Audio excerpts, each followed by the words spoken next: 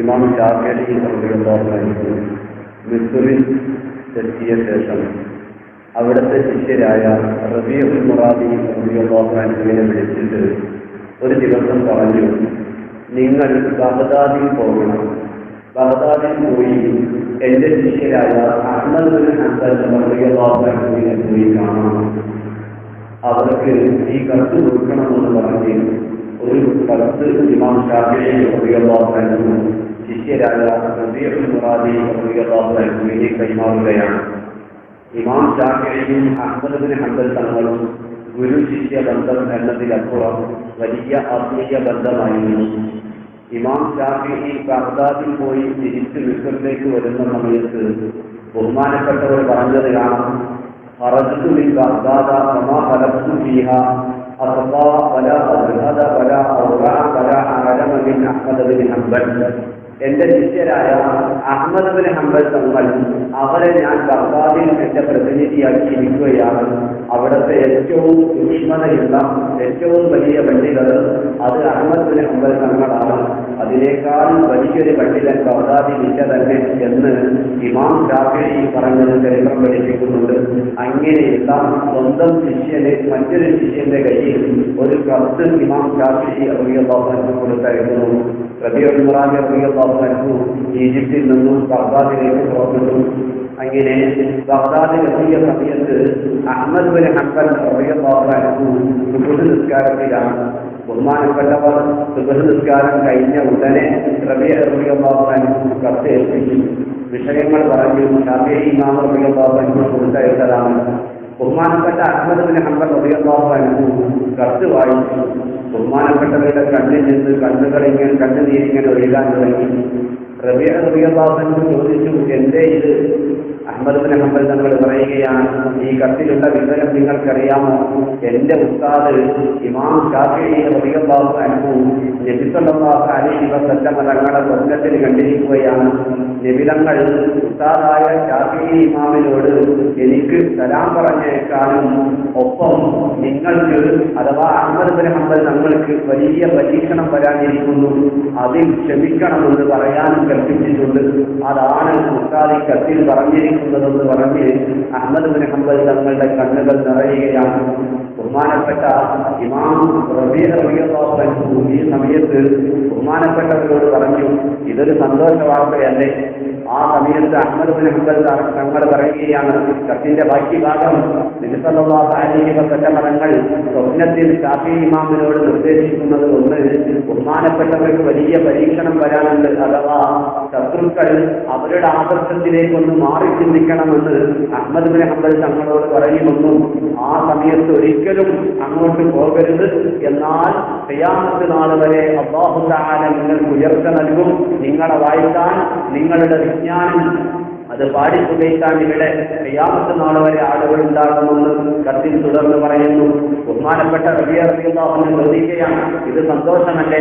ആ സമയത്ത് Ahmad bin Hanbal തങ്ങൾ അതേ വലിയ സന്തോഷമാണെന്ന നിലയ്ക്ക് ബഹുമാനപ്പെട്ടവർ ധരിച്ചിരുന്ന ഖമീസ് നീളക്കുപ്പായം കഴിച്ചുകൊണ്ട് സന്തോഷ വാർത്ത അറിയിച്ചവർ എന്ന നിലയ്ക്ക് റബീഉ റളിയല്ലാഹു അൻഹുവിനെ ഏൽപ്പിക്കുകയാണ്. നേരത്തെ പുറപ്പെട്ട സമയത്ത് തന്നെ റബീഉ റളിയല്ലാഹു അൻഹുവിനോട് ഇമാം ഷാഫിഈ പറയുന്നുണ്ട്, നിങ്ങൾ ഈ കത്ത് കൊടുക്കുമ്പോൾ അഹ്മദ് ബിൻ ഹംബൽ തങ്ങൾ തിരിച്ചെന്ത് പ്രതികരിച്ചു എന്ന് എന്നോട് നിങ്ങൾ വന്ന് പറയണേ.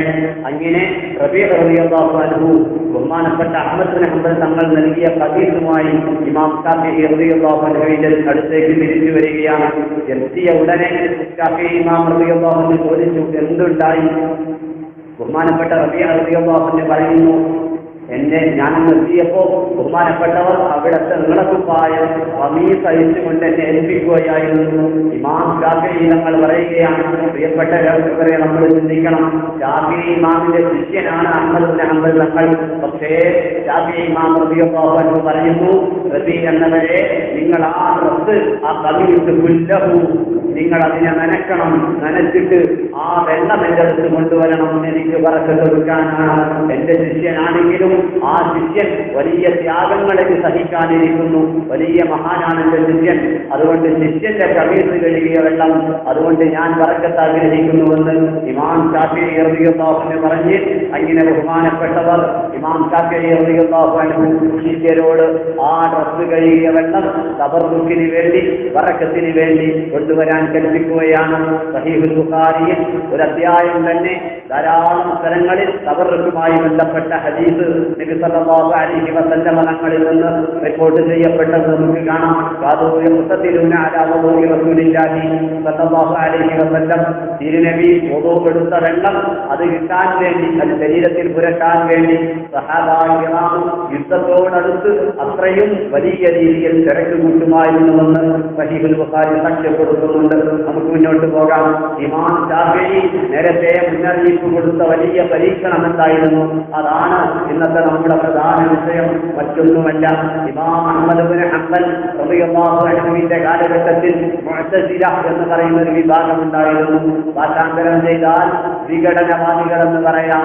അഹ്ലുസ് സുന്നത്തി വൽ ജമാഅ ആശയാദർശ കർമ്മ വിശ്വാസങ്ങൾ നബി സല്ലല്ലാഹു അലൈഹി വസല്ലമ തങ്ങളിൽ നിന്ന് പാരമ്പര്യമായി അനുഷ്ഠിച്ചു പോരുമ്പോൾ അതിനെതിരെ ചില വാദങ്ങളുമായി മുന്നോട്ട് വന്നവരാണ് മുഅ്തസിലിയാക്കൾ.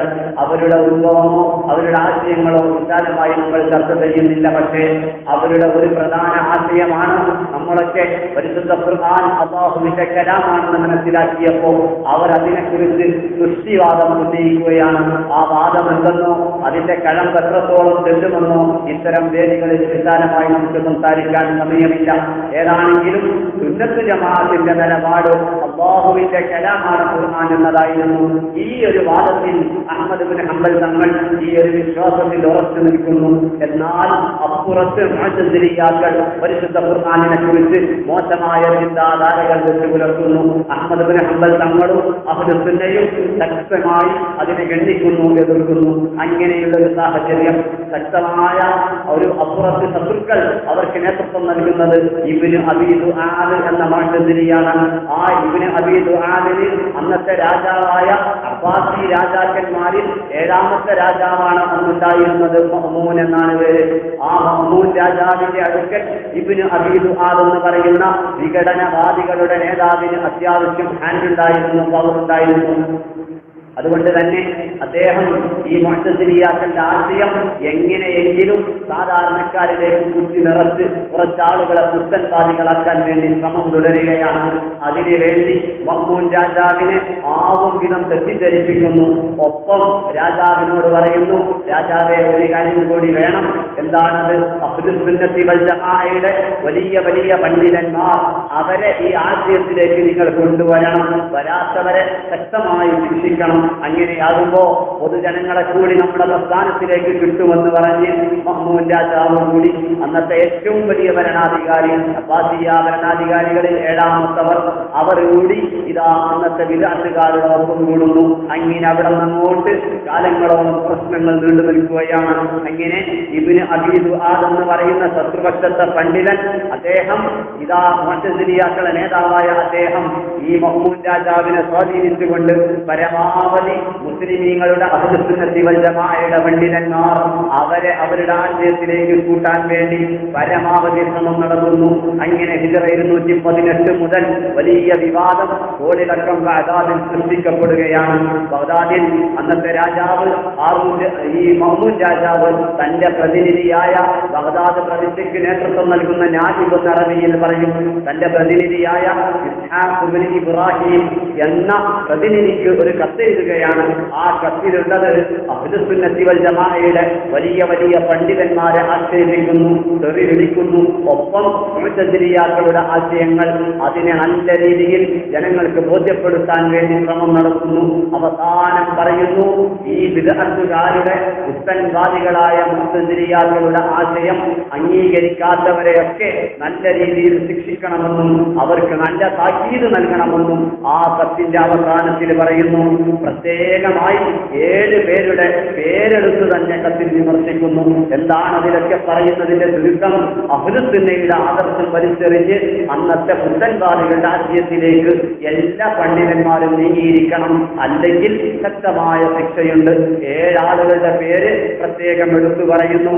അതിലേറ്റവും പ്രധാനപ്പെട്ട 2 പണ്ഡിതന്മാർ നിങ്ങൾക്കറിയാമായിരിക്കണം. ഹദീസ് ലോകത്തെ കുലപതി ഒന്ന് ഇമാം ഇബ്നു മഈൻ റളിയല്ലാഹു അൻഹു, മറ്റൊന്ന് അത്തബഖാത്തുൽ കുബ്ര എന്ന് പറഞ്ഞ് സഹാബത്തിന്റെ താബിഈങ്ങളുടെ തങ്ങളുടെ ചരിത്രം വിശദമായി പറഞ്ഞ ഇമാം ഇബ്നു സഅദ് റളിയല്ലാഹു അൻഹു ഈ രണ്ട് പണ്ഡിതന്മാര് ആ പേരെടുത്ത് പറഞ്ഞവരിൽ ഏറ്റവും പ്രധാനികൾ നമുക്കൊക്കെ അറിയുന്നവരുമാണ്. ഈ രണ്ട് പണ്ഡിതന്മാരടക്കം ഇവരോടൊക്കെ പരിശുദ്ധ ഖുർആനിനെ സംബന്ധിച്ച് ആ പിഴച്ച വാദം അംഗീകരിക്കാൻ പറയണമെന്നും അവർ സമ്മതിച്ചില്ലെങ്കിൽ കൊല്ലണമെന്നും പറഞ്ഞപ്പോ സ്വന്തം ജീവൻ ഭയന്നുകൊണ്ട് ഈ പണ്ഡിതന്മാരൊക്കെ ഒരു വേള ആ വാദം പറഞ്ഞു, വായ കൊണ്ട് പറഞ്ഞെങ്കിലും അവർക്കൊന്നും മനസ്സിൽ വിശ്വാസമുണ്ടായിരുന്നില്ല. ഇമാം ഇബ്നു മഈൻ തങ്ങൾ തന്നെ അത് പറഞ്ഞിട്ടുണ്ട്. രാജാവ് ആ വിദഅത്തുകാരുടെ പുത്തൻവാദികളുടെ ആശയം ഞങ്ങൾ അംഗീകരിച്ചില്ലെങ്കിൽ ഞങ്ങളെ കൊന്നുകളയും, വാളുകൊണ്ട് ചെരിപ്പെടുത്തി കളയുമെന്ന് കണ്ടപ്പോ ഞങ്ങൾ അവർക്ക് മറുപടിയായി അംഗീകാരം നൽകിയതാണ്, അല്ലാതെ ഞങ്ങളുടെ ഹൃദയത്തിൽ യാതൊരു വിശ്വാസവും ഉണ്ടായിരുന്നില്ലെന്ന് പിന്നീട് ഇമാം ഇബ്നു മഈൻ ഹദീസ് രംഗത്തെ വലിയ പണ്ഡിതർ അവിടെ നിന്ന് പറഞ്ഞത് ചരിത്രം സാക്ഷ്യപ്പെടുത്തുന്നുണ്ട്. ഏതാണെങ്കിലും ഈ 7 ആളുകളും പേരിന് സമ്മതിച്ചു. ഇനി ബാക്കി പേര് പറയപ്പെടാത്ത ചില പണ്ഡിതന്മാർ അവരെ വിളിച്ചു വരുത്തി അവരോടും വിഷയങ്ങൾ അന്വേഷിക്കണമെന്ന് രാജാവ് നിർദ്ദേശിക്കുകയാണ്.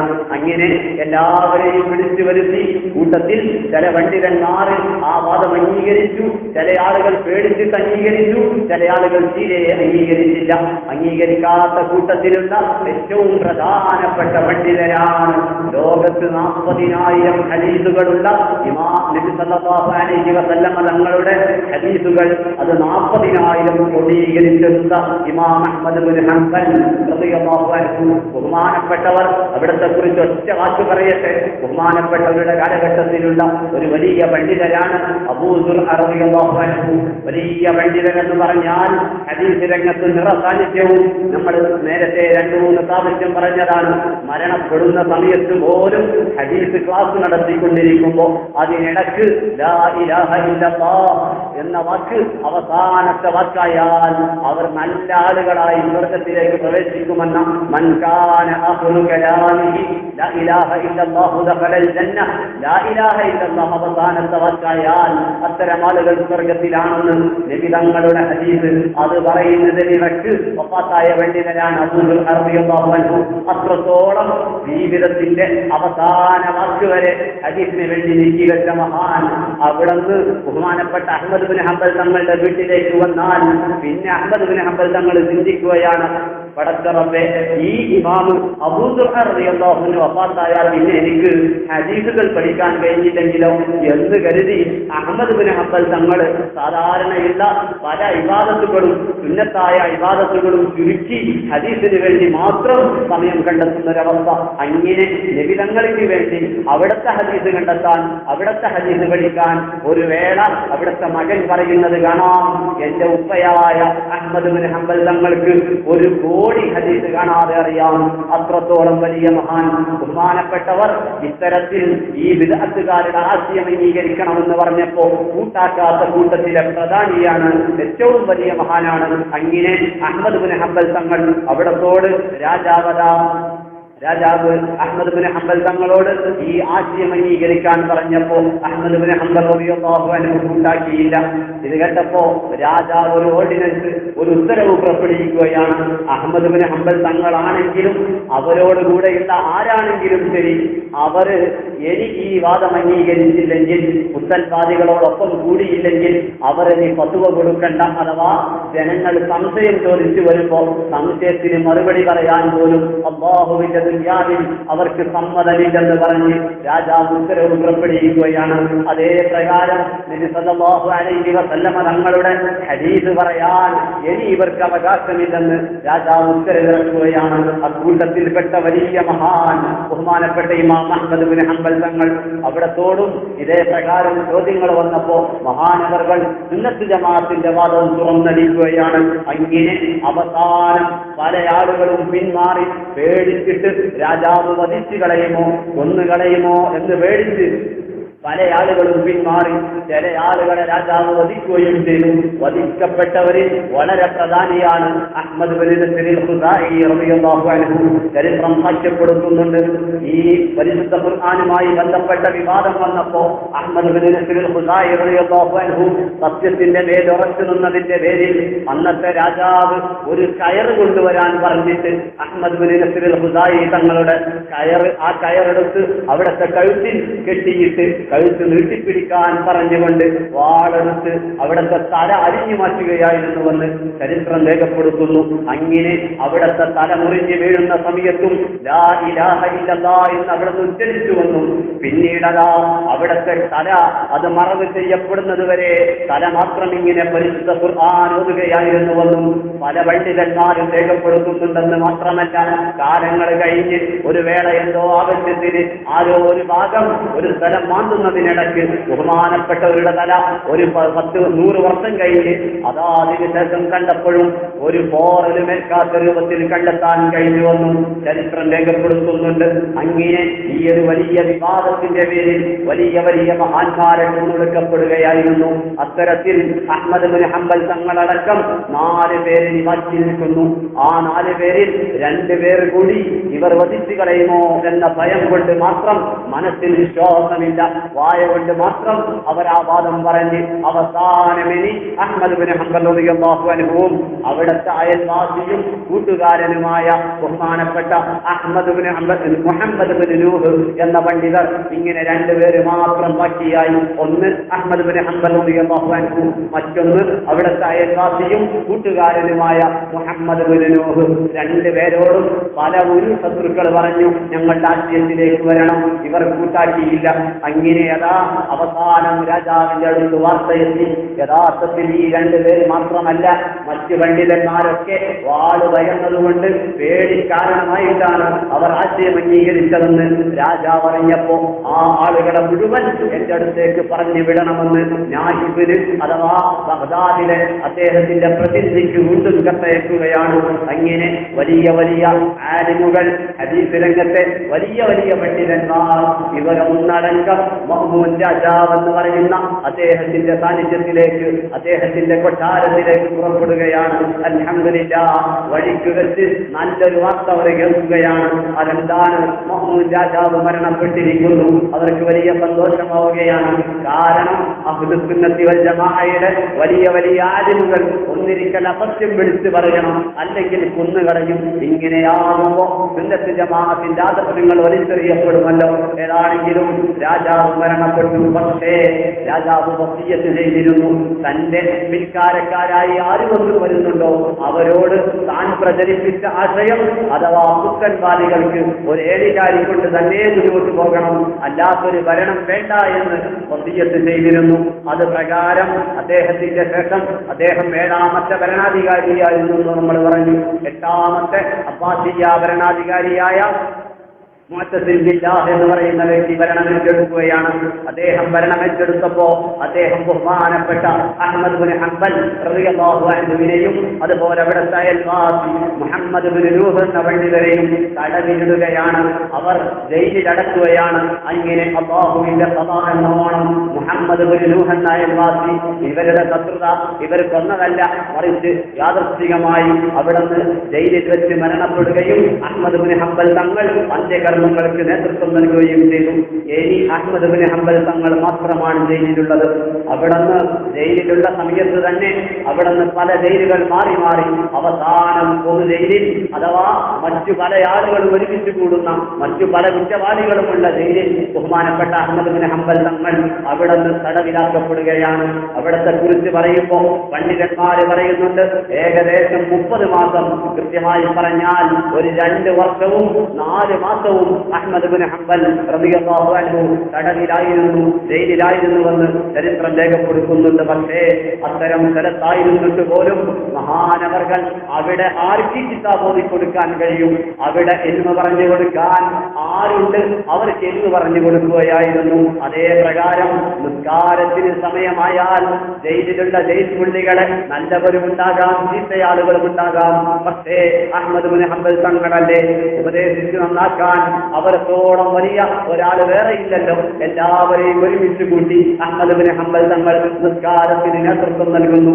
പണ്ഡിതന്മാര് രേഖപ്പെടുത്തുന്നുണ്ട് അഹ്മദ് ബിൻ ഹംബൽ തങ്ങളുടെ കറാമത്ത്. നിസ്കാരത്തിലേക്ക് എഴുന്നേറ്റ് നിന്നാൽ അവിടുത്തെ ശരീരത്തിലാകമാനം ചങ്ങലകളാണെന്ന് പറഞ്ഞാൽ 14 ചങ്ങലകൾ വരെ ചില സമയത്ത് മഹാനവർകളെ ബന്ധിപ്പിക്കാനുണ്ടായിരുന്നു. അങ്ങനെ ആ സമയത്ത് നിസ്കാരത്തിലേക്ക് എഴുന്നേറ്റ് നിൽക്കുമ്പോൾ ഓട്ടോമാറ്റിക്കായി അവിടുത്തെ ചങ്ങലകൾ, കാലിലുള്ള ചങ്ങലകൾ എന്തുകൊണ്ടോ അഴിഞ്ഞു പോകുമായിരുന്നുവെന്ന് ചരിത്രം രേഖപ്പെടുത്തുന്നുണ്ട്. അതേപ്രകാരം അവിടെ ഉറങ്ങുന്ന സമയത്തും അല്ലാഹുവിൽ നിന്നുള്ള പ്രത്യേക കറാമത്ത് എന്ന നിലക്ക് അവിടുത്തെ ചങ്ങലകൾ അഴിയുമായിരുന്നു. ഏതാണെങ്കിലും അങ്ങനെ ചില സമയത്ത് 14 ഭയങ്കര കനമുള്ള ചങ്ങലകൾ എത്തിക്കൊണ്ട് ബഹുമാനപ്പെട്ട അഹ്മദ് ബിൻ ഹംബൽ തങ്ങൾ 50 ചില്ലാനം വയസ്സുള്ള സമയമാണ്, ജയിലിൽ കഴിഞ്ഞുകൂടുകയാണ്. ആ സമയത്ത് തന്നെ വലിയ വലിയ പുത്തൻവാദികളുടെ നേതാക്കൾ വന്നുകൊണ്ട് ബഹുമാനപ്പെട്ടവരോട് സംവാദങ്ങൾ നടത്തുകയാണ്.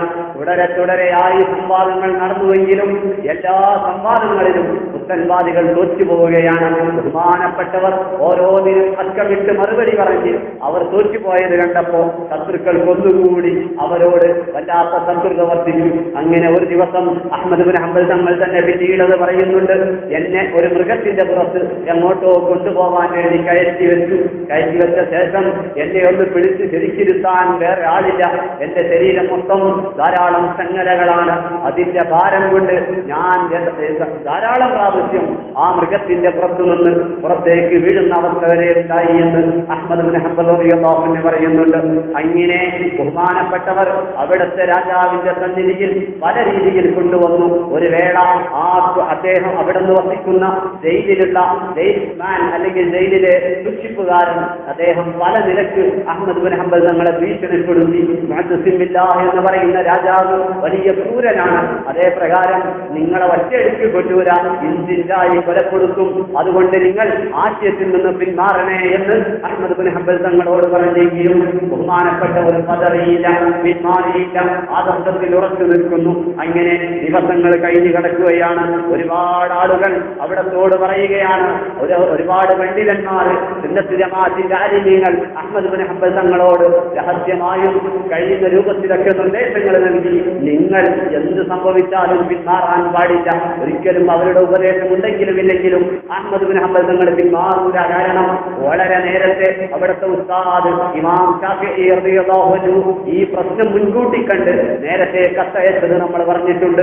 അങ്ങനെ അഹ്മദ് ബിൻ ഹംബൽ തങ്ങൾ ജയിലിൽ അഹ്ലുസുന്നത്തി വൽ ജമാഅയുടെ ആശയത്തിൽ ഉറച്ചു നിൽക്കുമ്പോൾ പണ്ഡിതന്മാർ ഉപദേശിച്ചപ്പോ അവിടെ നിന്ന് പറഞ്ഞു, ബില്ലാഹിൽ മുസ്തആൻ, അല്ലാഹു സഹായിക്കട്ടെ മക്കളെ, ഇത്തരം പ്രശ്നങ്ങൾ വരുമ്പോ ആദർശത്തിന്റെ വേദിയിൽ ഉറച്ചു നിൽക്കാൻ അല്ലാഹു സഹായിക്കട്ടെ എന്ന് അഹ്മദ് ബിൻ ഹംബൽ തങ്ങൾ ജയിലിൽ വെച്ച് പറയുന്നു. അങ്ങനെ ധാരാളം പ്രാവശ്യം മുഅ്തസിം ബില്ലാഹ് എന്ന രാജാവ് തന്റെ കൊട്ടാരത്തിലേക്ക് അഹ്മദ് ബിൻ ഹംബൽ തങ്ങളെ വിളിച്ചു വരുത്തുന്നു. ആ സമയത്ത് തന്നെ തൊട്ടപ്പുറത്ത് തന്നെ മുഅ്തസിലിയാക്കളുടെ വിഘടനവാദികളുടെ നേതാവ് ഇബ്നു അബീ ദുആദടക്കം പല ആളുകളും ഒരുമിച്ച് കൂടിയിട്ടുണ്ട്. അവർ ഓരോരുത്തരും വലിയ വലിയ ചോദ്യങ്ങൾ ചോദിച്ചെങ്കിലും ഒരു ഹർഫ്, ഒരു കെലിമത്ത് തെറ്റാതെ ബഹുമാനപ്പെട്ടവർ മറുപടി പറഞ്ഞ് അവസാനം തോറ്റുപോയി. ഗത്യന്തരമില്ലാതെ ഇബ്നു അബീ ദുആദ് രാജാവിനോട് പറഞ്ഞു, ഇയാൾ ശ്രേഷ്ഠവനാണ്, പ്രേക്ഷിക്കുന്നവരാണെന്ന് പറഞ്ഞ് ഇമാം അഹ്മദ് ബിൻ ഹംബൽ തങ്ങളെ ശപിക്കുന്നൊരവസ്ഥയിലേക്ക് വരെ കാര്യങ്ങൾ നീങ്ങുകയാണ്. അവസാനം ബഹുമാനപ്പെട്ടവരോട് ഷഹാദത്ത് കലിമ ചൊല്ലാൻ പറഞ്ഞപ്പോ മഹാനവർകൾ പൂർവ്വം പറഞ്ഞു, അന അശ്ഹദു അല്ലാ ഇലാഹ ഇല്ലല്ലാഹ് വ അന്ന മുഹമ്മദർ റസൂലുള്ളാഹ്, അല്ലാഹുവല്ലാതെ ഇലാഹില്ലെന്നും നബി തങ്ങൾ അവിടുത്തെ റസൂലാണ് മുഹമ്മദ് നബി സല്ലല്ലാഹു അലൈഹി വസല്ലം തങ്ങളെന്നും ഞാൻ സാക്ഷ്യം വഹിച്ച് വിശ്വസിക്കുന്നുവെന്ന് പറഞ്ഞ് ബഹുമാനപ്പെട്ടവർ ശക്തിയുക്തം ഓരോ വിഷയങ്ങൾക്കും മറുപടി പറഞ്ഞത് ചരിത്രം വിശാലമായി പറയുന്നുണ്ട്. ഓരോന്നും ഞാൻ പറയുന്നില്ല. അങ്ങനെ അവസാനം രാജാവ് എന്ത് തന്നെ ചോദിച്ചിട്ടും ബഹുമാനപ്പെട്ടവർ ഒരു നിലക്കും പിന്മാറുന്നില്ലെന്ന് കണ്ടപ്പോ രാജാവ് തന്നെ ബഹുമാനപ്പെട്ടവരോട് പറഞ്ഞു, നിങ്ങൾ എങ്ങനെയെങ്കിലും ഒന്ന് പിന്മാറണം എന്ന് പറഞ്ഞപ്പോ ബഹുമാനപ്പെട്ടവർ പറഞ്ഞു, ഇല്ല, നിങ്ങളുടെ ആശയത്തിലേക്ക് ഞാൻ വരണമെങ്കിൽ ഒരു കാര്യം ചെയ്യണം. അല്ലാഹുവിന്റെ ഖുർആനിൽ നിന്നും നബി തങ്ങളുടെ ഹദീസിൽ നിന്നും നിങ്ങളുടെ ആശയത്തിന് തെളിവ് പറയൂ, എന്നാൽ ഞാൻ പിന്മാറാം, അല്ലാതെ ആദർശത്തിൽ നിന്ന് പിന്മാറ്റമില്ലെന്ന് ബഹുമാനപ്പെട്ടവർ പറയുകയാണ്. പ്രിയപ്പെട്ടവരെ, പ്രിയപ്പെട്ടവരെ, അങ്ങനെ കാലങ്ങളോളം ജയിലിൽ കഴിയുന്നു. അവിടുത്തെ ബെൽറ്റ്, ആ ബെൽറ്റിൽ അതാ ധാരാളം ചങ്ങലകൾ അതിന്മേ കെട്ടിയിട്ടത് കാരണം അത് താഴോട്ട് പോകുമ്പോൾ ബഹുമാനപ്പെട്ടവർ ചിന്തിക്കുകയാണ്, ഞാൻ ഓരോ ഘട്ടത്തിലും ഇങ്ങനെ ഉറച്ചു നിൽക്കുന്നത് കൊണ്ട് ഇനി അങ്ങോട്ട് എനിക്ക് വലിയ പ്രയാസങ്ങൾ വരാനുണ്ട്. എന്നെ അടിക്കുമ്പോൾ, എന്നെ അവർ മർദ്ദിക്കുമ്പോൾ എന്റെ ബെൽറ്റ് താഴേക്ക് പോയാൽ പടച്ചറപ്പേ എന്റെ ഔറത്ത് ബാക്കിയുള്ളവർ കാണുന്ന അവസ്ഥ വരും. അതുകൊണ്ട് തന്നെ മഹാനവർകൾ കഴിയും വിധം ബെൽറ്റ് പൊക്കിയെടുത്ത് പാന്റ് അതിനെ ബന്ധിപ്പിച്ച രൂപത്തിലായിരുന്നു. അതുകൊണ്ട് തന്നെ മഹാനവർകൾ ചങ്ങലയുടെ ഭാരം കാരണം ബെൽറ്റ് താഴേക്ക് പോയപ്പോ ബഹുമാനപ്പെട്ടവർ അത് പൊക്കിയെടുത്തുകൊണ്ട് മേൽപോട്ട് ഉറപ്പിച്ചു നിൽക്കുകയാണ്. അങ്ങനെ ബഹുമാനപ്പെട്ടവരതാ വീണ്ടും ജയിലിലേക്ക് തന്നെ നീക്കപ്പെട്ടു. അങ്ങനെ ഒരു ദിവസം ജയിലിൽ നിന്ന് ബഹുമാന്യരായ അഹ്മദ് ബിൻ ഹംബൽ റളിയല്ലാഹു അൻഹുവിനെ ഒരു റൂമിലേക്ക് കൊണ്ടുവരികയാണ്. ആ റൂം നിറയെ ആളുകളാണ്. എല്ലാവരുടെയും കയ്യിൽ വലിയ വാളുകളുണ്ട്, ചാട്ടവാറുകളുണ്ട്. അതിലൂടെ അഹ്മദ് ബിൻ ഹംബൽ തങ്ങളെ കടത്തി വിട്ടിട്ട് അതാ വീണ്ടും മോസസിം ബില്ലാ രാജാവിന്റെ സന്നിധിയിലെത്തുന്നു. നേരത്തെ പറഞ്ഞതുപോലെ ധാരാളം പ്രാവശ്യം വീണ്ടും ചോദ്യങ്ങളും സംവാദങ്ങളും നടന്നു. എല്ലാ പ്രാവശ്യവും അഹ്മദ് ബിൻ ഹംബൽ തങ്ങൾ ജയിക്കുകയാണ്. അവസാനം രാജാവ് അഹ്മദ് ബിൻ ഹംബൽ തങ്ങളെ ഒറ്റയ്ക്ക് വിളിച്ചിട്ട് പറഞ്ഞു, അല്ലയോ അഹ്മദ്, നിങ്ങളെ ഞാൻ രക്ഷപ്പെടുത്താം. എന്റെ കൈകൊണ്ട് ഞാൻ ഈ ചങ്ങലകൾ അഴിച്ചു മാറ്റാം. ഒരൊറ്റ കാര്യം, ആശയത്തിൽ നിന്നും ആദർശത്തിൽ നിന്നും പിന്മാറണം. രാജാവായ ഞാൻ എന്റെ കൈകൊണ്ടെന്നാൽ ചങ്ങലകൾ അഴിച്ചു മാറ്റാമെന്ന് പറഞ്ഞപ്പോ അഹ്മദ് ബിൻ ഹംബൽ തങ്ങൾ ശക്തമായി സംസാരിച്ചു. ഒരു നിലക്കും ആദർശത്തിൽ വിട്ടുവീഴ്ചയില്ലെന്ന് പറയുകയാണ്. ഇത് കേട്ടപ്പോ രാജാവ് ഗോപാകുലനായി. പക്ഷേ എന്തുകൊണ്ടോ രാജാവ് അയഞ്ഞ നിലപാടിലേക്ക് വന്നു. പക്ഷേ ഇത് കണ്ടപ്പോ മുഅ്തസിലിയാക്കളുടെ നേതാവ് നേരത്തെ പറഞ്ഞ ഇബ്നു അബീ ദുആദ് ഒന്നുകൂടി വന്നിട്ട് മുഅ്തസിലില്ലാ രാജാവിനോട് പറയുകയാണ്, രാജാവേ, നിങ്ങളെ തൊട്ട് മുമ്പ് കഴിഞ്ഞുപോയ മഹ്മൂൻ രാജാവിന്റെ വസിയത്ത് മറക്കല്ലേ. രാജാവേ, അന്ന് നിങ്ങളോട് പറഞ്ഞ കാര്യമുണ്ട്, ആശയാദർശം മുഅ്തസിലിയാശയം വിടരുതെന്ന്, അതുകൊണ്ട് അത് മറക്കരുതെന്ന് പറഞ്ഞപ്പോ രാജാവ് വീണ്ടും അഹ്മദ് ബിൻ ഹംബൽ തങ്ങൾക്കെതിരെ തിരിയുകയാണ്. അങ്ങനെ പല പ്രാവശ്യം മഹാനവർകളെ അവർ ആക്രമിക്കാൻ മുതിർന്ന് അവസാനം അക്രമത്തിലേക്ക് നേരിട്ട് കടക്കുന്നു. രാജാവ് മുഅ്തസിമില്ല ഓർഡർ പുറപ്പെടുവിച്ചു, അടിക്കാനുള്ള ആളുകൾ നല്ല വലിയ ചാട്ടവാറ് കൊണ്ടുവരട്ടെ. വലിയ ചാട്ടവാറ് കൊണ്ടുവന്നപ്പോ രാജാവ് പറഞ്ഞു, ഇത് പോരാ, ഇതിലും വലിയത് വേണം. രാജാവിന്റെ ഉദ്ദേശം എങ്ങനെയെങ്കിലും അഹ്മദ് ബിൻ ഹംബൽ തങ്ങൾ പിന്മാറണമെന്നാണ്. പക്ഷേ അവിടുത്തെ പിന്മാറിയില്ല. വലിയ ചാട്ടവാറുകൾ കൊണ്ടുവരപ്പെട്ടു. അങ്ങനെ ധാരാളം ആളുകൾ ഇങ്ങനെ വന്നു. അടിക്കാൻ വന്ന ആളുകൾ പല ആളുകളുണ്ട്. ഓരോരുത്തരടിക്കുകയാണ്. ഈ രണ്ടടി വീതം അഹ്മദ് ബിൻ ഹംബൽ തങ്ങൾക്ക് കൊടുക്കുന്നു. ഈ സമയത്ത് രാജാവ് പറയുന്നു, ശക്തി പോരാ, വലിയ രൂപത്തിൽ അടിക്കണം, ശക്തമായ രൂപത്തിൽ അടിക്കണമെന്ന് പറഞ്ഞ് 19 പ്രാവശ്യം ബഹുമാനപ്പെട്ടവരെ ആ രാജാവ് അടിക്കുകയാണ്. പക്ഷേ അവിടെ നിന്ന് ഒരു നിലക്കും അതിൽ നിന്നും പിന്മാറിയില്ല. ഇത് കണ്ടപ്പോ നേരത്തെ പറഞ്ഞ മുഅ്തസിലി നേതാവിന് ഒന്നുകൂടി ആക്രോശിക്കുകയാണ്. അദ്ദേഹം പറഞ്ഞു, രാജാവേ, അടിച്ചാൽ പോരാ, അഹ്മദ് ബിൻ ഹംബൽ എന്നവരെ കൊല്ലണമെന്ന് പറയുകയാണ്. ആ സമയത്ത് ബഹുമാനപ്പെട്ട അഹ്മദ് ബിൻ ഹംബൽ തങ്ങളോട് രാജാവ് വീണ്ടും ചോദിക്കുന്നു, നിങ്ങൾ പിന്മാറുന്നുണ്ടോ? രാജാവിനോട് അഹ്മദ് ബിൻ ഹംബൽ തങ്ങൾ നേരത്തെ പറഞ്ഞതുപോലെ പറഞ്ഞു, പരിശുദ്ധ ഖുർആനിൽ നിന്നോ തിരു ഹദീസിൽ നിന്നോ തെളിവ് പറയാമോ? എങ്കിൽ ഞാൻ വരാം, അല്ലെങ്കിൽ ഞാനില്ല. അങ്ങനെ അടികളതാ വർദ്ധിച്ചു. ബഹുമാനപ്പെട്ടവർ അടികളേറ്റുകൊണ്ട് ഒരിക്കൽ അവിടെ നിന്ന് തന്നെ ഈ അടികൾ സഹിച്ച് ഈ പരീക്ഷണം കഴിഞ്ഞ ശേഷം അവിടെ നിന്ന് ഒരിക്കൽ വിവരിക്കുന്നത് കാണാൻ സാധിക്കും. അവരെന്നെ അടിച്ച് എന്റെ ബോധം നഷ്ടപ്പെട്ടു പോയി. ഞാൻ ബോധം എനിക്ക് തിരിച്ചു കിട്ടുന്ന സമയത്ത് എന്റെ കയ്യിലോ ശരീരത്തിലോ ഒരൊറ്റ സംഗതിയുമില്ല, എല്ലാം അഴിച്ചു മാറ്റിയിട്ടുണ്ട്. പിന്നീടാണ് എനിക്ക് വിവരം കിട്ടിയത്, എന്റെ ബോധം പോയെങ്കിലും അവരെന്നെ കമിഴ്ത്തിക്കിടത്തിക്കൊണ്ട് എന്റെ ശരീരത്തിൽ കയറി നിന്നുകൊണ്ട് ചവിട്ടുകയായിരുന്നു. അത് കഴിഞ്ഞ് എന്നെ മലർത്തിക്കിടത്തി എന്റെ നെഞ്ഞത്ത് ചവിട്ടുകയായിരുന്നുവെന്ന്. കുല്ലുദാലിക വലം അസ്അർബിഹി, എന്റെ ബോധം നഷ്ടപ്പെട്ടത് കൊണ്ട് തന്നെ ഞാൻ അതൊന്നും അറിഞ്ഞില്ലെന്ന് അഹ്മദ് ബിൻ ഹംബൽ തങ്ങൾ പറയുകയാണ്. അങ്ങനെ ബഹുമാനപ്പെട്ടവർ അവിടെ നിന്നതാ ഓരോ ഘട്ടങ്ങളും പരീക്ഷണങ്ങളായി കടന്നു പോകുമ്പോൾ ഇടയ്ക്ക് വെച്ച് അന്നത്തെ ആ അക്രമികൾ അവിടെ തടിക്കുന്ന ആളുകൾ വെള്ളം കൊണ്ടുവന്ന് കൊടുക്കുന്നു. ആ സമയത്ത് ബഹുമാനപ്പെട്ടവർ പറഞ്ഞൊരു വാക്കുണ്ട്, പ്രിയപ്പെട്ടവരെ, ഞാൻ നോമ്പുകാരനാണ്, നിങ്ങളെല്ലാം എത്ര ശ്രമിച്ചാലും ഞാൻ നോമ്പുകാരനാണ്, ആ നോമ്പ് ഞാൻ ഒഴിവാക്കുകയില്ലെന്ന് പറഞ്ഞു പറഞ്ഞ് അഹ്മദ് ബിൻ ഹംബൽ തങ്ങൾ നോമ്പുകാരനായി ശിക്ഷകൾ ഏറ്റുവാങ്ങുകയാണ്. ഇവിടുത്തെ മകൻ, അവിടത്തേക്ക് പ്രഗത്ഭരായ 2 മക്കളുണ്ട്. ഒന്ന് Abdullahi bin Ahmad bin Hanbal, നമ്മൾ നേരത്തെ പറഞ്ഞിട്ടുണ്ട്. മറ്റൊരു മകൻ സ്വാലിഹ് എന്നവർ. ഈ പ്രഗത്ഭരായ 2 മക്കൾ, അതിൽ സ്വാലിഹ് എന്ന മകൻ പറയുന്നുണ്ട്, ഉപ്പ തടവിലായപ്പോ, ഉപ്പ ജയിലിലായ സമയത്ത് ഞാൻ എനിക്ക് കഴിയുന്ന രൂപത്തിലൊക്കെ ഉപ്പക്ക് വല്ലതും ഒരു റൊട്ടിയോ അല്ലെങ്കിൽ എന്തെങ്കിലും ഒരു ഹുബൂസോ എത്തിച്ചു നോക്കാൻ വേണ്ടി ഞാൻ ശ്രമം നടത്തി. എന്റെ ആവം ശ്രമിച്ചു. പക്ഷേ എനിക്കത് കേട്ടുകൊണ്ടോ കഴിഞ്ഞില്ല. കാരണം അത്രയും ബന്ധസ്ഥമായിരുന്ന കാര്യങ്ങൾ എനിക്ക് സാധിച്ചില്ലെന്ന് ബഹുമാനപ്പെട്ടവരുടെ മകൻ പറയുന്നുണ്ട്. അങ്ങനെ 28 മാസക്കാലം, അഥവാ 2 വർഷവും 4 മാസവും അഹ്മദ് ബിൻ ഹംബൽ തങ്ങൾ തടവറയിലാണ്. അവിടുത്തെ ആദ്യം അടിച്ച സമയത്ത് അവിടുന്ന് പറഞ്ഞൊരു വാക്കുണ്ട്, ബിസ്മില്ലാഹ്, അല്ലാഹുവിന്റെ നാമത്തിൽ ഞാനിതാ നബി തങ്ങളുടെ ഹദീസിന്റെ പേരിൽ, അഹ്ലുസുന്നയുടെ യഥാർത്ഥ പാണ്ഡാവിൽ ഉറക്കുന്നതിന്റെ പേരിൽ അല്ലാഹുവിന്റെ നാമത്തിൽ ഞാൻ ആദ്യത്തെ അടി ഏറ്റുവാങ്ങുകയാണ്. 2ാമത്തെ അടി അടിച്ചപ്പോ മഹാനവർകൾ പറഞ്ഞു, അൽ ഖുർആൻ കലാമുല്ലാഹി ഗൈറു മഖ്ലൂഖ്, പരിശുദ്ധ ഖുർആനെ സംബന്ധിച്ച് കാലങ്ങളായി പാരമ്പര്യമായി സുന്നത്ത് ജമാഅത്തിന്റെ വിശ്വാസം എന്തുണ്ടോ അതിൽ നിന്ന് മാറ്റമില്ല. 3ാമത്തെ അടി അടിച്ചപ്പോ മഹാനവർകൾ സൂറത്തുൽ തൗബയിലെ 51ാമത്തെ ആയത്ത് ഓതുകയാണ്. ഏതാണത്? ബഹുമാനപ്പെട്ടവർ 2ാമത്തെ അടി കിട്ടിയപ്പോ അവിടെ നിന്ന് പറഞ്ഞു, ലാ ഹൗല വലാ ഖുവത ഇല്ലാ ബില്ലാഹ്, അല്ലാഹുവിനെ കൊണ്ടല്ലാതെ നന്മയിലേക്കുള്ള ഒരു എത്തലോ തിന്മയെ തൊട്ട് അകന്നു നിൽക്കലോ സാധ്യമല്ല. തിന്മയെ തൊട്ട് വിരോധിക്കണമെങ്കിൽ, വിട്ടു നിൽക്കണമെങ്കിൽ അല്ലാഹുവിൽ നിന്നുള്ള കഴിവ് വേണം. നന്മ ചെയ്യണമെങ്കിൽ അല്ലാഹുവിൽ നിന്നുള്ള കഴിവ് വേണമെന്ന ആ ഒരു വചനം, ഹദീസിന്റെ ഒരു ഭാഗം അഹ്മദ് ബിൻ ഹംബൽ തങ്ങൾ 2ാമത്തെ അടി കിട്ടിയപ്പോ പറയുന്നു. 3ാമത്തെ അടി കിട്ടിയപ്പോ പറഞ്ഞു, സുന്നത്ത് ജമാഅത്ത് കാലങ്ങളായി ഖുർആനെ കുറിച്ച് വെച്ച് പുലർത്തിയ ആശയം അതിൽ നിന്ന് പിന്മാറ്റമില്ല. 4ാമത്തെ അടി കിട്ടിയപ്പോ ബഹുമാനപ്പെട്ടവർ പറയുകയാണ്, അല്ലാഹുവാകുന്ന നമ്മളുടെ രക്ഷിതാവ് അവൻ മുൻകൂട്ടി എന്ത് നിശ്ചയിച്ചോ അതല്ലാതെ ഒരാൾക്കും വരികയില്ലെന്ന് പറഞ്ഞ് 4ാമത്തെ അടിയും അഹ്മദ് ബിൻ ഹംബൽ തങ്ങൾ ഏറ്റുവാങ്ങി. അങ്ങനെ മൊത്തം ബഹുമാനപ്പെട്ടവരെ 29 അടികൾ അന്നത്തെ ക്രൂരന്മാരായ ശത്രുക്കൾ അടിച്ചുവെന്നും ചരിത്രം പറയുന്നു.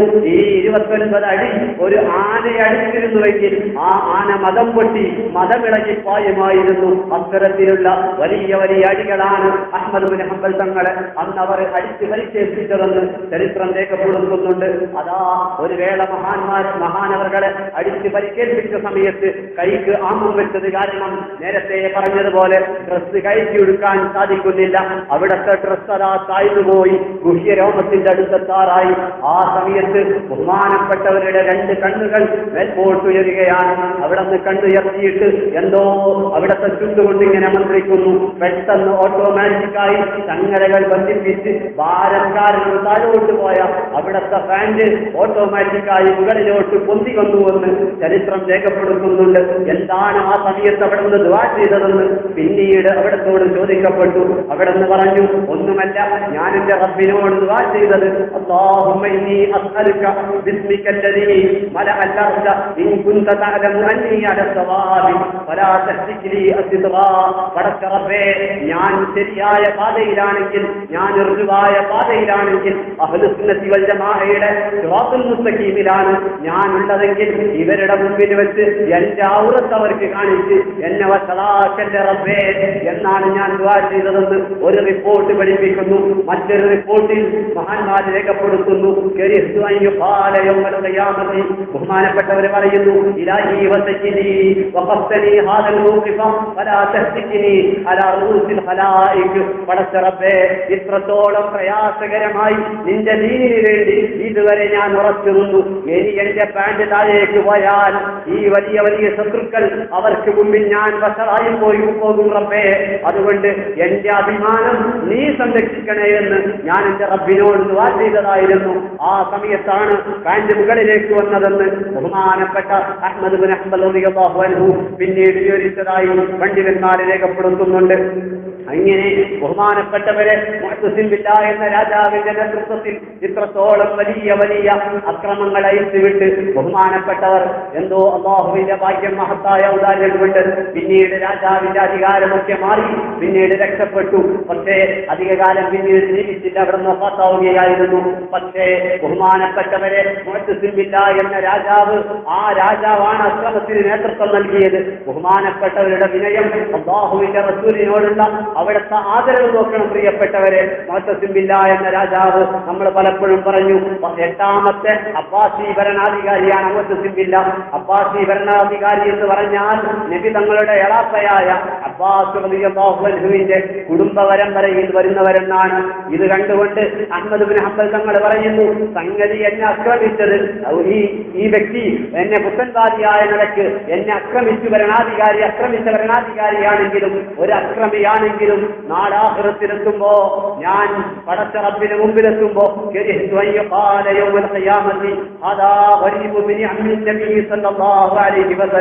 അതേ ഓരോ അടികൾ ബഹുമാനപ്പെട്ടവർക്ക് ലഭിക്കുമ്പോഴും അഹ്മദ് ബിൻ ഹംബൽ തങ്ങൾ പറയുകയാണ്, എന്നെ അടിക്കാൻ കാരണക്കാരനായ രാജാവുണ്ടല്ലോ മുഅ്തസിം ബില്ലാഹ്, അദ്ദേഹം അബ്ബാസ് റളിയല്ലാഹു അൻഹുവിന്റെ പേരക്കുട്ടിയാണ്, നബി തങ്ങളുടെ എളാപ്പയുടെ പേരക്കുട്ടിയാണ്.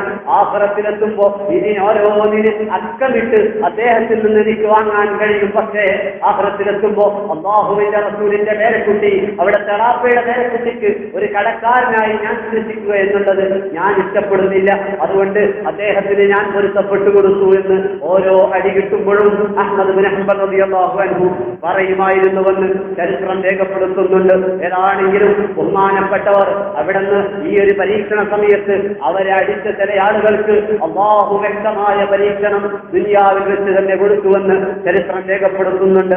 ചില ആളുകൾക്ക് വെള്ളപ്പാണ്ടുണ്ടായി എന്ന് ചരിത്രം വിശാലമായി രേഖപ്പെടുത്തുന്നു. അതേ പ്രകാരം ബഹുമാനപ്പെട്ടവർ അവിടുന്ന് പിന്നീട് അല്ലാഹുവിന്റെ മഹത്തായ ഔദാര്യം കൊണ്ട് അവിടുത്തെ ജയിലിൽ നിന്ന് രക്ഷപ്പെട്ട് പിന്നീട് ബഹുമാനപ്പെട്ടവർ കുറഞ്ഞ കാലമേ ജീവിച്ചുള്ളൂ. അവിടുന്ന് വഫാത്തായ സന്ദർഭത്തെ കുറിച്ച് പണ്ഡിതന്മാർ പറയുന്നുണ്ട്, 25 ലക്ഷം ആളുകൾ വരെ അവിടുത്തെ വഫാത്തായപ്പോ ജനാസയിൽ പങ്കെടുത്തുവെന്ന് വരെ ഇമാം അബൂ സുർഹയെ പോലുള്ള പണ്ഡിതന്മാർ രേഖപ്പെടുത്തുന്നുണ്ട്. അതുപോലെ ബഹുമാനപ്പെട്ടവർ ഇങ്ങനെയൊക്കെ ശത്രുക്കളുടെ കെണിവലകളിൽ നിന്ന് രക്ഷപ്പെട്ടെങ്കിലും പിന്നീട് വന്ന ചില ഷിയാക്കൾ പിന്നീട് മരണപ്പെട്ട അഹ്മദ് ബിൻ ഹംബൽ തങ്ങളോടും പ്രത്യുപകാരം അവിടത്തോട് പ്രതികാരം കിട്ടുകയാണ്. നേരത്തെ പറഞ്ഞത് മുഅ്തസിലി വിഭാഗക്കാരാണെങ്കിൽ പിന്നീട് ബഹുമാനപ്പെട്ട അഹ്മദ് ബിൻ ഹംബൽ തങ്ങളോട് ശത്രുത വെച്ച് പുലർത്തുന്നത് ഷിയാക്കളാണ്. അതുകൊണ്ട് തന്നെ അഹ്മദ് ബിൻ ഹംബൽ തങ്ങളുടെ മഖ്ബറ അത് ബഗ്ദാദിൽ ആദ്യം നല്ല ഉഷാറായി നല്ല രൂപത്തിൽ എല്ലാവരും സിയാറത്ത് ചെയ്യുന്ന ബറക്കത്തെടുക്കുന്ന രൂപത്തിലായിരുന്നു. പക്ഷേ പിന്നീട് ഷിയാക്കൾ വന്നുകൊണ്ട് ആ മഖ്ബറ തച്ചുടക്കാൻ, അതിനെ പൊളിക്കാൻ വേണ്ടി മുന്നോട്ട് വന്നുവെന്നും പക്ഷേ ഇമാം ഇബ്നു ഹജർ ഹൈതമി റഹിമഹുള്ളയുടെ കാലഘട്ടത്തിലുള്ള വലിയൊരു രാജാവ് അത് മുൻകൈയെടുത്ത് ആ രാജാവ് കാരണം പഴയതുപോലെ നല്ല രീതിയിലാക്കി സിയാറത്തുകളൊക്കെ അധികരിക്കപ്പെടുന്ന രൂപത്തിൽ തന്നെയുണ്ടെന്നും ബഹുമാനപ്പെട്ടവരുടെ കാലശേഷം ഒരിക്കൽ എന്തോ വിഷയത്തിൽ അവിടുത്തെ ഖബറിൽ നിന്ന് ആ ഖബറിന്റെ അല്പഭാഗം വെളിവായ സമയത്ത് കാലങ്ങൾ കഴിഞ്ഞിട്ടുണ്ടെങ്കിലും അവരുടെ ശരീരത്തിന് യാതൊരു പോറലേൽക്കാതെ അവിടുത്തെ ശരീരം കാണപ്പെട്ടുവെന്നും ചരിത്രം രേഖപ്പെടുത്തുന്നുണ്ട്. പറഞ്ഞു വന്നത് ബഹുമാനപ്പെട്ട പണ്ഡിതന്മാർ, ഒരു പണ്ഡിതന്റെ ചരിത്രം മാത്രമാണ് നമ്മളിപ്പോ പറഞ്ഞത്. അഹ്മദ് ബിൻ ഹംബൽ തങ്ങൾ പരിശുദ്ധ ദീനിന് വേണ്ടി ഒരൊറ്റ വാക്ക് ഞാൻ അപ്പുറത്തേക്ക് മാറി എന്ന് പറഞ്ഞാൽ ഉടൻ ആളുകൾ വിട്ടയക്കുമായിരുന്നു. പക്ഷേ ആദർശത്തിന്റെ വിഷയത്തിൽ ഒരു കണിച്ച സ്വഭാവം, അതാണ് അഹ്മദ് ബിൻ ഹംബൽ റഹിമഹുല്ലാ.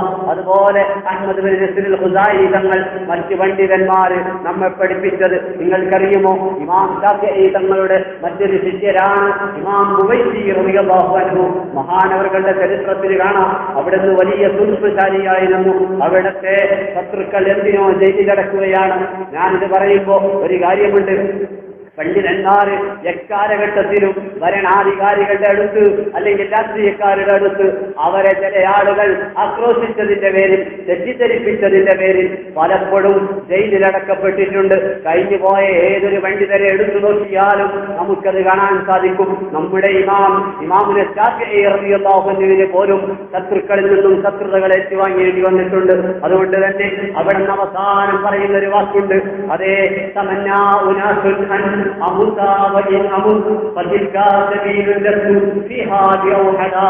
ചില ആളുകൾ ഞാൻ മരിച്ചു പോകണമെന്ന് ആഗ്രഹിച്ചിരിക്കുന്നു.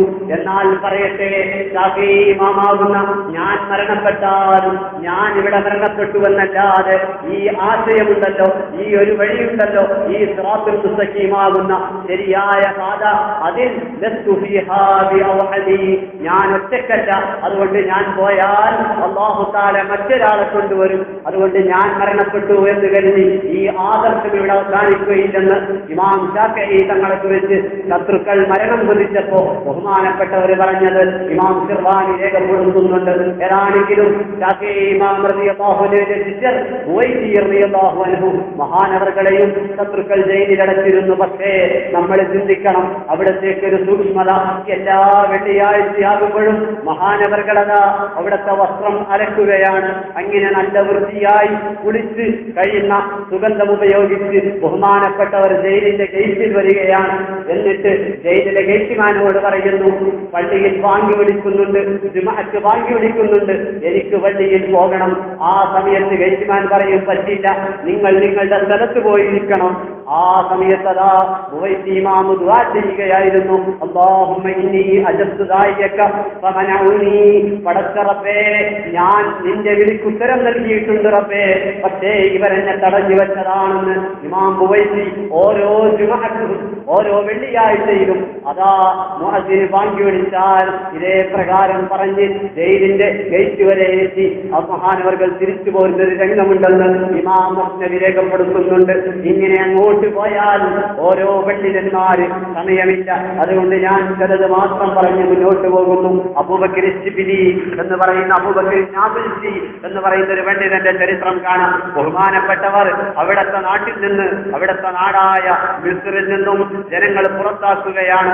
അങ്ങനെ ബഹുമാനപ്പെട്ടവരുടെ നാട്ടിൽ നിന്ന് അബൂബക്കർ നാബിൽസി റഹിമഹുല്ലയെ നാബിൽസിൽ നിന്നും മിസ്റിലേക്ക് ജനങ്ങൾ ആട്ടിയോടിക്കുകയാണ്. ബഹുമാനപ്പെട്ടവരുടെ ആദർശം ശരിയല്ലെന്ന് ആരോപിച്ച് ബഹുമാനപ്പെട്ടവർ മിസ്റിലെത്തി. പക്ഷേ രക്ഷയില്ല. അവിടെയും ഭരണാധിക്ക് മുമ്പിൽ ആരോ ഒറ്റുകൊടുത്തതിന്റെ പേരിൽ ബഹുമാനപ്പെട്ടവർക്ക് വലിയ ശിക്ഷ പ്രഖ്യാപിച്ചു. എത്ര ഗൗരവകരമായ ശിക്ഷയായിരുന്നു ചരിത്രം രേഖപ്പെടുത്തുന്നു. അവിടത്തെ കാല് മുകളിലേക്കും തല കീഴ്പോട്ടുമാക്കി അവിടത്തെ കെട്ടി തൂക്കിയ ശേഷം പച്ചക്ക് ജീവനോടെ അവിടുത്തെ തോൽ പൊളിക്കുകയായിരുന്നു. ഒരാടിനെ സലഹ എന്ന പദമാണ് ഇമാം മുനാവി രേഖപ്പെടുത്തുന്നത്. സലഹ എന്ന പദം മുതഅല്ലിമീങ്ങൾക്കറിയാം, ആടിനെ തോല് പൊളിക്കുന്നതിനാണ് സലഹ എന്ന അറബിയിൽ പ്രയോഗിക്കുക. അപ്രകാരം ജീവനോടുകൂടെ അബൂബക്കർ നാബിൽസി റഹിമഹുല്ലാ ആദർശം നെഞ്ചിലെത്തിയതിന്റെ പേരിൽ അവിടുത്തെ കാലുകളിലോട്ടും തലകീപ്പോട്ടുമാക്കിയിട്ട് അതാ ജീവനോടെ തോല് പൊളിക്കുന്നു.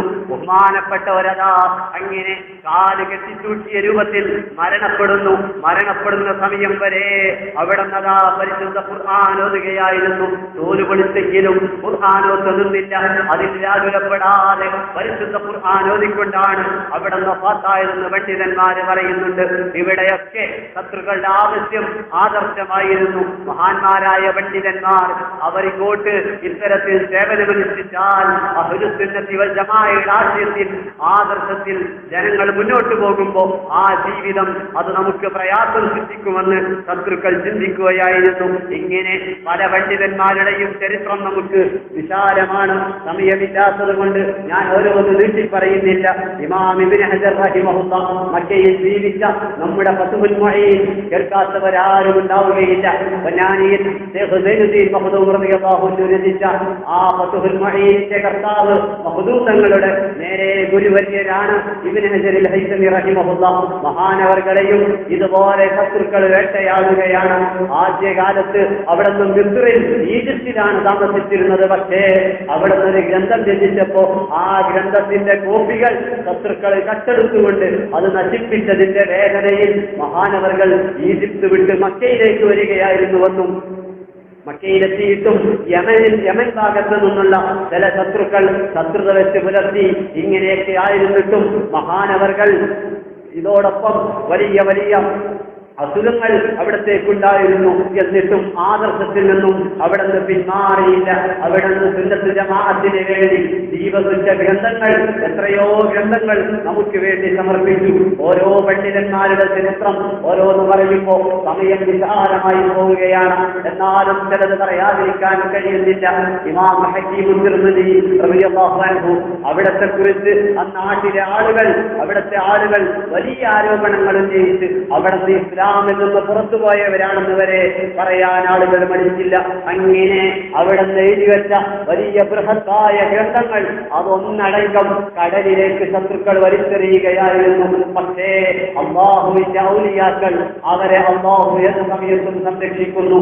അവരുടെ ഗ്രന്ഥങ്ങൾ അല്ലാഹുവിന്റെ ഖദാഅ് അത് പിന്നീട് സംരക്ഷിക്കപ്പെടണമെന്നാണെങ്കിൽ അല്ലാഹു അങ്ങനെ തന്നെ ചെയ്യുന്നു. അതാ ഹക്കീം തിർമിദി റളിയല്ലാഹു അൻഹുവിന്റെ ഗ്രന്ഥങ്ങൾ അത്രയും കടലിലേക്ക് വലിച്ചെറിയപ്പെട്ടെങ്കിലും പിന്നീട് കടൽ തിരമാലയിൽ അത് മൊത്തം ഒരു കേടുപാടും പറ്റാത്ത രൂപത്തിൽ പുറംതള്ളിയെന്നും അതുകൊണ്ട് ജനങ്ങൾക്ക് പിന്നീട് ഉപകാരം കിട്ടിയെന്നും ഇന്നും അവിടുത്തെ പല ഗ്രന്ഥങ്ങളും നമുക്ക് മുതാലാ ചെയ്യാൻ ലഭ്യമാണെന്നും പണ്ഡിത ലോകം വിലയിരുത്തുന്നുണ്ട്.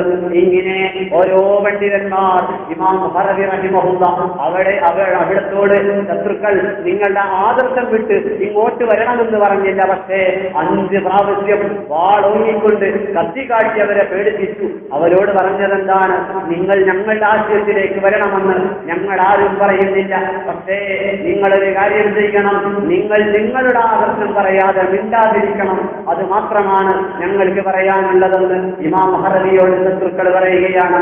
ഇമാം റാസി റഹിമഹുല്ലാഹ് നമ്മൾ കഴിഞ്ഞ ദിവസം പറഞ്ഞതുപോലെ വിശാലമായി അവിടുത്തെ ചരിത്രം നമ്മൾ പ്രതിപാദിച്ചപ്പോൾ പറഞ്ഞിരുന്നു. അവിടെ ആദർശം പറഞ്ഞതിന്റെ പേരിൽ അവസാനം ശത്രുക്കൾ വിഷം നൽകി ഇമാം റാസിയെ കൊല്ലുകയായിരുന്നുവെന്ന് പണ്ഡിത ലോകം പറയുന്നുണ്ട്.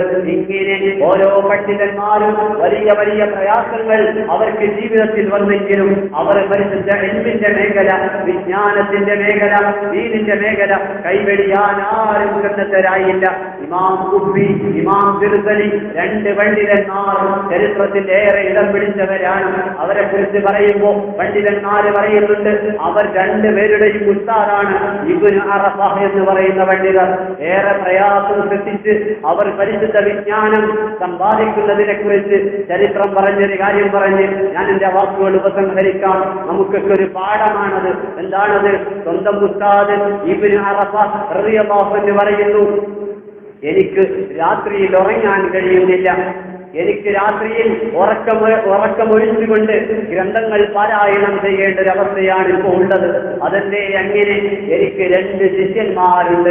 ഒന്ന് ഇമാം തിർസലി റഹിമഹുല്ലാഹ്, മറ്റൊന്ന് ഇമാം ഖുബ്ബി റഹിമഹുല്ലാഹ്. ഈ 2 പണ്ഡിതന്മാർ രാവും പകലും ഞാൻ കിതാബ് നോക്കിയാലേ നാളെ ദർസ് പറയുമ്പോ കുട്ടികൾക്ക് കിതാബ് ഓതി കൊടുക്കുമ്പോ അവർ ചോദിക്കുന്ന ചോദ്യങ്ങൾക്ക് എനിക്ക് കൃത്യമായി മറുപടി പറയണമെങ്കിൽ രാത്രി ഉറക്കമൊഴിക്കേണ്ടി വരുന്നു. എനിക്ക് രാത്രി ഉറക്കം അത് കിട്ടുന്നില്ല എന്ന് പറഞ്ഞ പണ്ഡിത ലോകം മുമ്പ് ജീവിച്ചിട്ടുണ്ട്.